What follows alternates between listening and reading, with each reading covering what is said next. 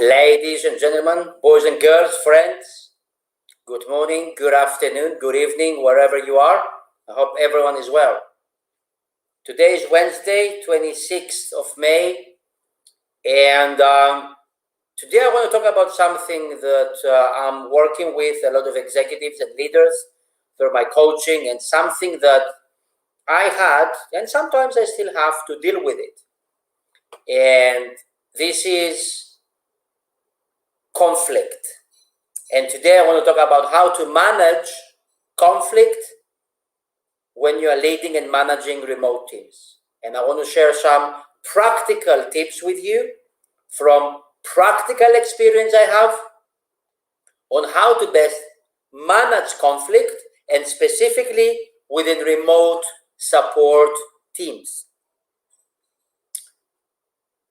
Through my work as an executive coach and as a practitioner who runs companies, who runs departments and so on, when I coach executives and business owners and leaders, some of those business owners, some of those executives, some of those leaders, they picture their companies or their departments, they have this idea that they are like well-oiled machines where employees work in collaboration and they solve problems, and everything really runs like a Swiss watch.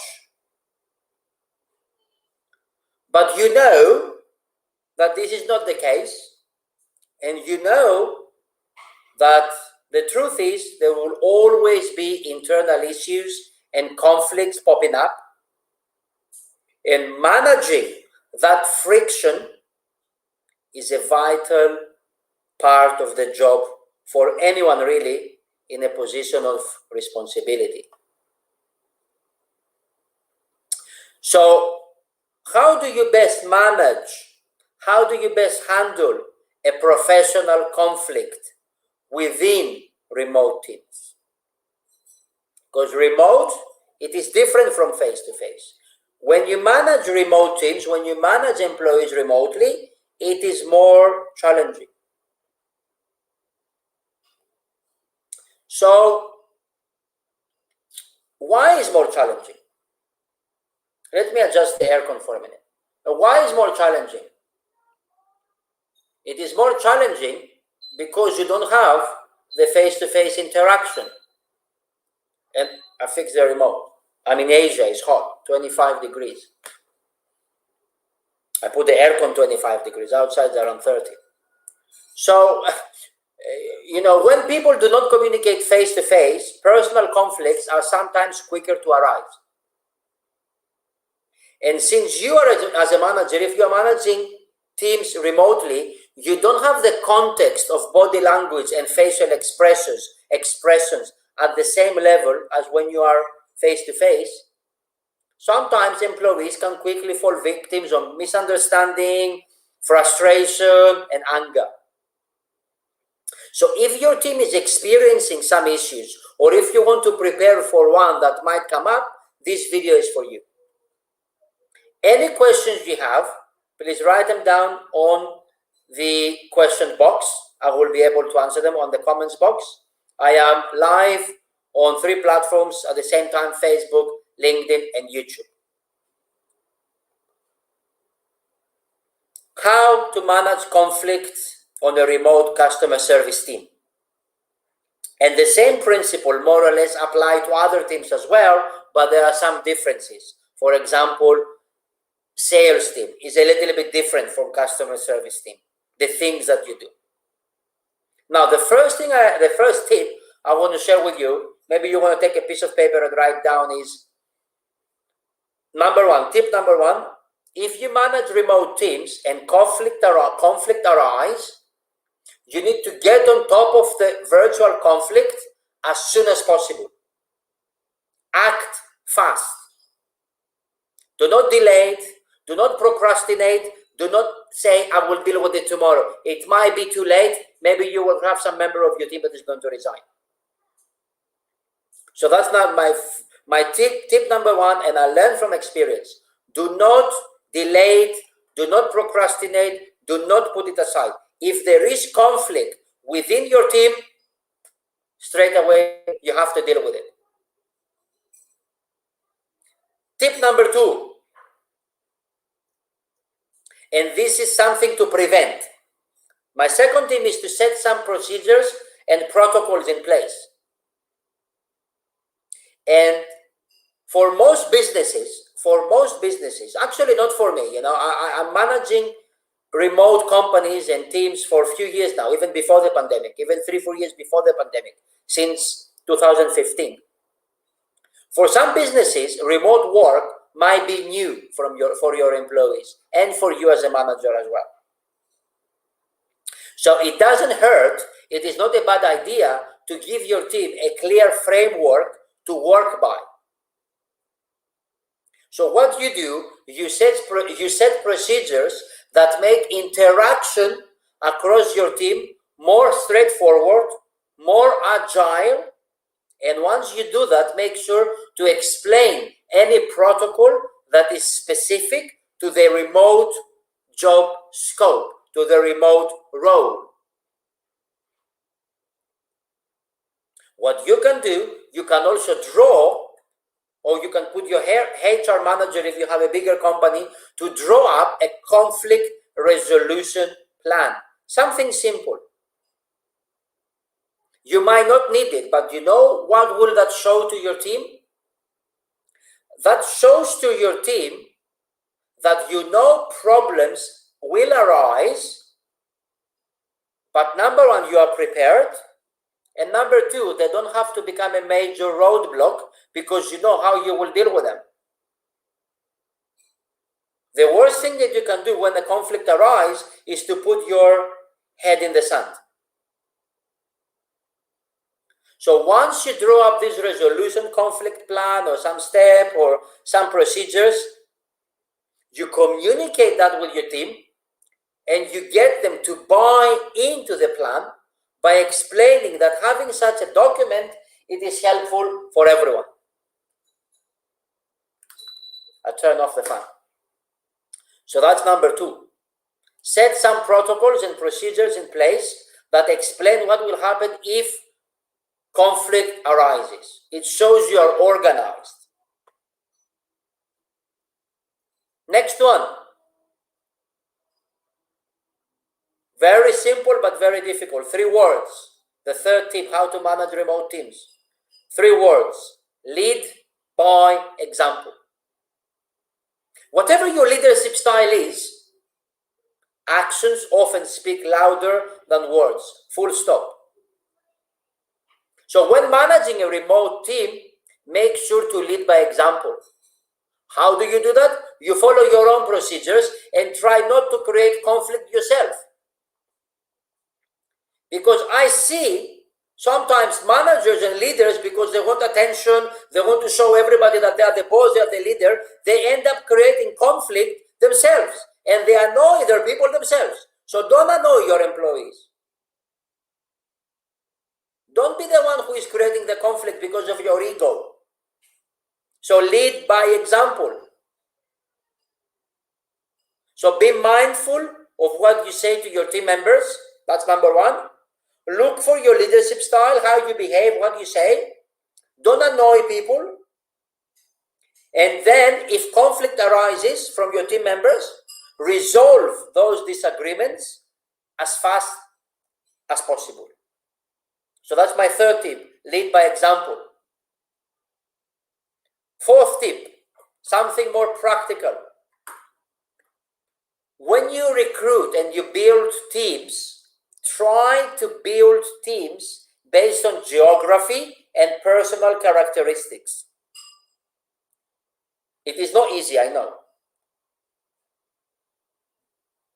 So depending on how your business or department operates, you need to accept that not all your team members will always work together. So you may have a select group of staff that works remotely due to the type of job they perform. For example, we're talking about here customer support teams. You may have 5, 6, 10, 20, 50, I don't know, live chat agents that they always have to work remotely. So if you recruit this kind of team, if that's the case, I suggest you first consider geographical location to be the same. Do you know why? Just because it is a remote team, it doesn't mean team members can get together in person if they wish. Because some projects, need regular collaboration, and in those cases, it may be handy for individuals to meet face to face. And you know why this is important?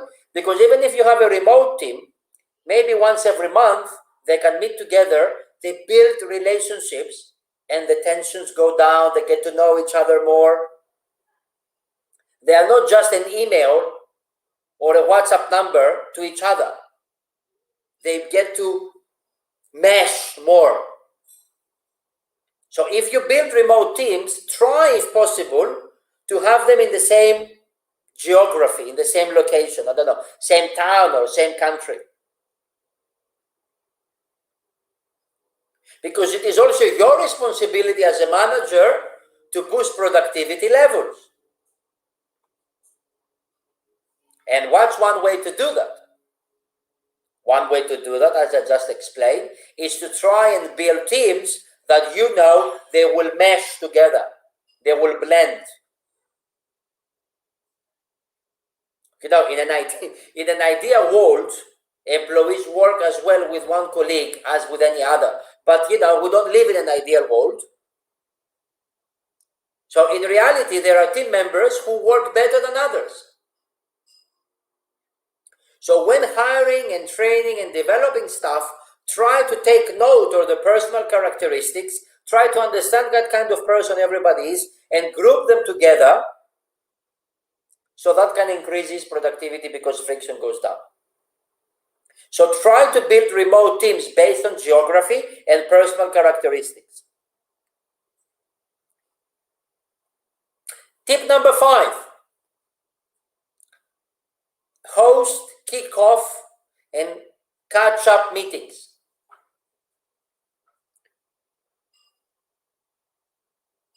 It is easy, to underestimate a good old-fashioned meeting, a productive and effective good old-fashioned meeting. So, do you know that according to a research done by Atlassian, 80%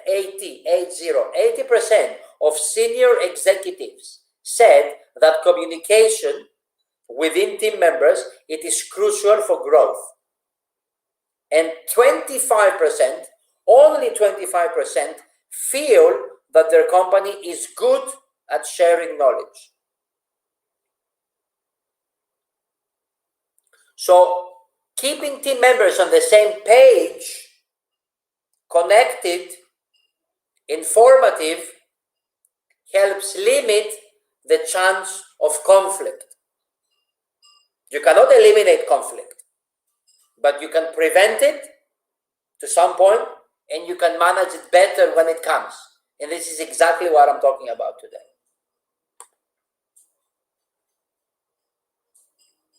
So when managing a remote team, try to create virtual meetings at the start of a project, and then catch-up sessions throughout as the project progresses.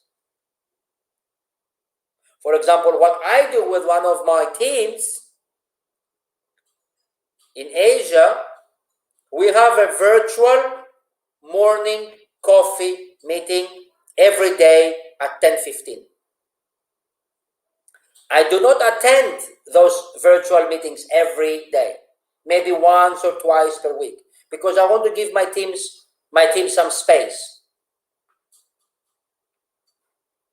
So we start with doing some stretching exercises. This is for 2-3 minutes to stretch everyone. Then we share any news, any updates that anybody needs to know in order to communicate with the clients, any product updates, any internal changes that we need to know. And then when I am present in the meeting, maybe at the end of the meeting, I will throw off some jokes to make people laugh, to ease the tension. And it sets them up for a positive day, because make people laugh, to make your employees laugh and is good. It builds relationship, it brings out the good things inside, it makes you relax, it makes you think positive. So these kind of meetings, I think they are important because we connect with each other. When I'm present in a meeting, maybe they will ask me something. Sometimes I end up doing a little bit of training. It takes me longer and so on. But we do it every day for 15 minutes, and I participate 2-3 times per week. And when you have these meetings, simple, and you can use icebreakers. It's an excellent way to start a meeting like this, because they help connect different team members together. They laugh, we share a joke, which then makes it less likely in the future that disagreements will escalate.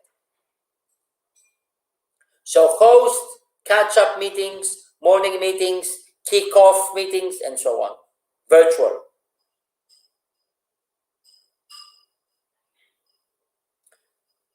Point number 6, tip number 6.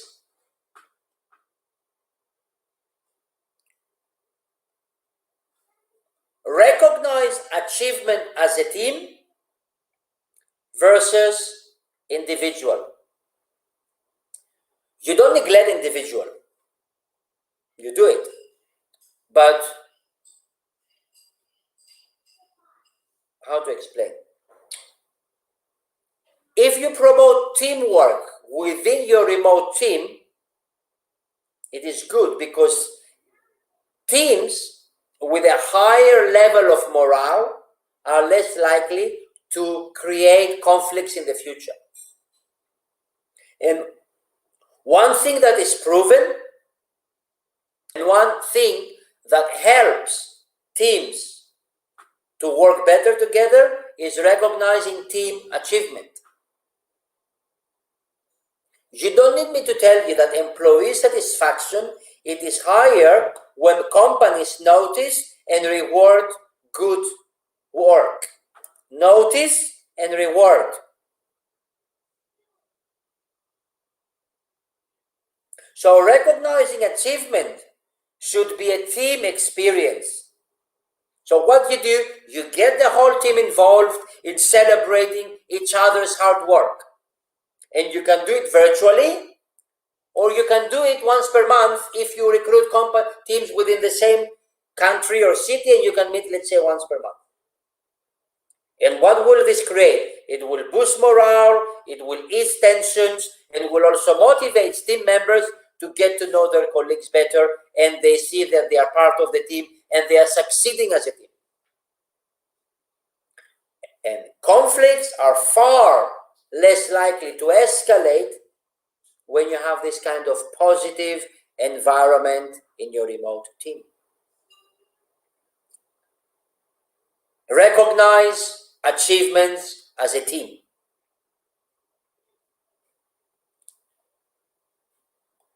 Next one.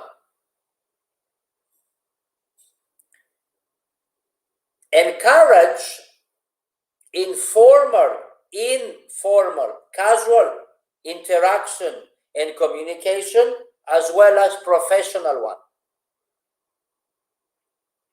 See now, remote workers, remote colleagues do not see each other in the pantry. They do not see each other in the break room. They do not have a coffee together. And often, they might not even communicate at all, apart from work-related questions. So, keep the communication on a professional level. It is not a bad thing. But if you have no social or friendly interaction in your WhatsApp group, for example, it can create conflict. Because remote interactions, you like it or not, they feel less human than face-to-face. It's the same kind of psychology that makes people say things on social media that they will never do in real life. So think like a staff. If you're a manager or a leader, think like staff. If your colleague is something more to you than just an email address or a phone number, you will subconsciously treat them differently. So what can you do as a manager to avoid this? Promote informal interaction. You know, have a bit of a joke, have a bit of a banter.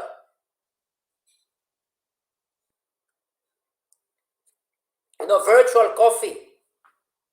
A virtual coffee meeting in the morning, trust me, it is a very effective way to encourage casual conversation within your team and then move into the professional stuff. So don't be robotic. That's what I'm trying to say. Encourage casual communication as well as professional one.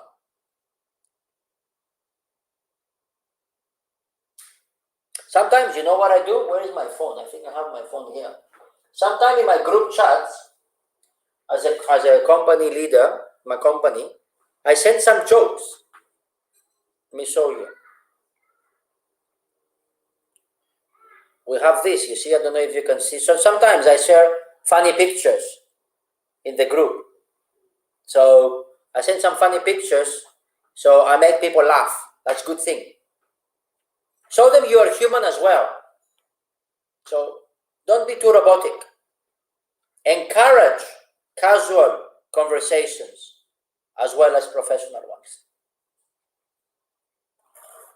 I said 7, but I have 8, and something else that came in my mind as well, is to just make sure, the last point is, make sure that you keep your virtual door open for feedback.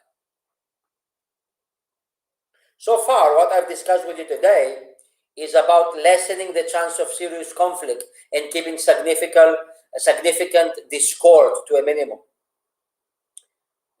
But this doesn't mean, though, that conflicts or problems or disagreements will never arise. But what is your responsibility as a leader? When they arise, when they do, you must be in a position to solve them decisively.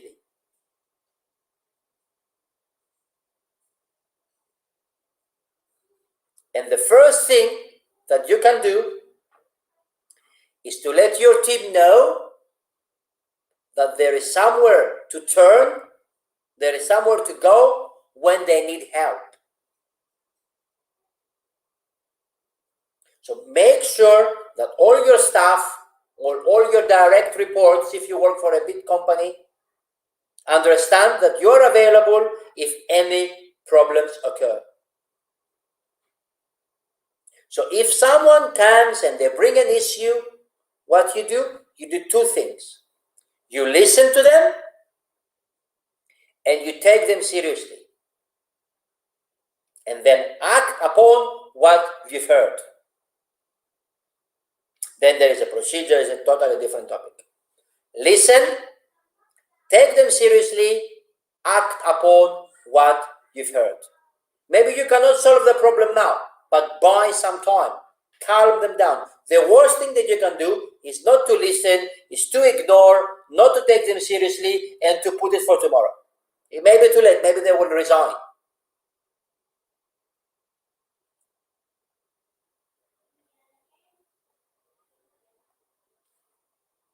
So at the end of the day, how you resolve each conflict, it will depend on the nature of the conflict and the people involved in the conflict. And sometimes when it comes to conflicts, having industry experience helps.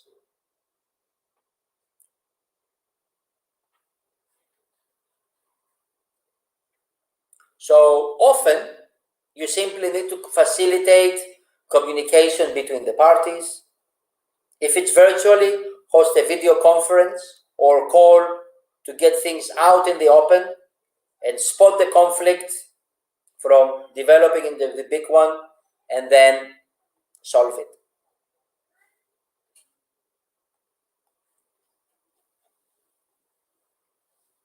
So again, I recap. How to manage conflict on a remote team. Act as soon as possible. Set clear procedures and protocols and some kind of plan. Lead by example. Try to build the team based on geography and personal characteristics. Have some kind of online catch-up meetings. Recognize achievements as a team rather than individual. You can also recognize individual, but it should be more as a team rather than individual. Encourage casual communication online as well as professional one, and always be there if someone comes to you with a conflict issue.